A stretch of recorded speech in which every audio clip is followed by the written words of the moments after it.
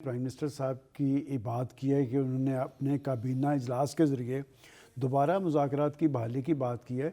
तो मैं चूँकि हम लोग पार्लिमानी रिपोर्टिंग करते रहे हैं, ये जो पार्लियामेंट का फ्लोर या कैबिनेट का फ्लोर कि उन्होंने कोई अपनी ज़ाती बात नहीं की। पहली पेशकश भी उन्होंने पार्लियामेंट के फ्लोर पे खड़े होकर की थी जब जी अपोजिशन मौजूद थी। जी और उन्होंने कहा था कि अगर बानी पीटीआई को जेल के अंदर कुछ मुश्किलात हैं या मुकदमात की बात है तो इस पे बात हो सकती है, आए मिल के बैठ के बात करते हैं।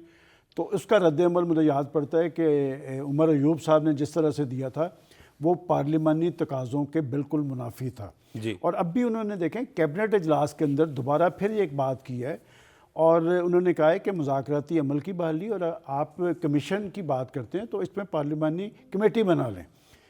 देखिए, मैं ये समझता हूँ कि पाकिस्तान के अंदर जो सबसे बड़ा ऐवान है वो पाकिस्तान की कौमी असम्बली है।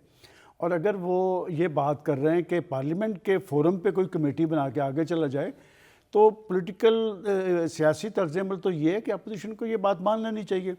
जब आप जुडिशल कमीशन की बात करते हैं या पार्लिमानी कमेटी की बात करते हैं तो जुडिशल कमीशन ने भी अपनी सिफारशात देनी होती हैं, उसने फ़ैसला नहीं देना होता। फ़ैसलों का इख्तियार हुकूमत के पास है। अगर पार्लिमानी कमेटी भी देगी तो वो अपनी सिफारशात देगी गवर्नमेंट को। और ये मामला बड़ा टची है। देखें, बात यह कि 9 मई के जब आप वाक़यात की बात करते हैं जी तो इसमें कोई चीज़ अब ढकी छुपी नहीं रही जी कि ख़ुद ये जो इसी मुज़ाकराती अमल में आपके इल्म में है कि पख्तूनख्वा के चीफ मिनिस्टर ने क्या कहा कि ठीक है जी, हमारे लोग वहाँ पर मौजूद थे लेकिन इतनी सख्ती नहीं करनी चाहिए थी। और इससे पहले इनके ज़िम्मेदारान कहते रहे कि जी हमें ट्रैप किया गया। भाई, आप क्यों ट्रैप हुए?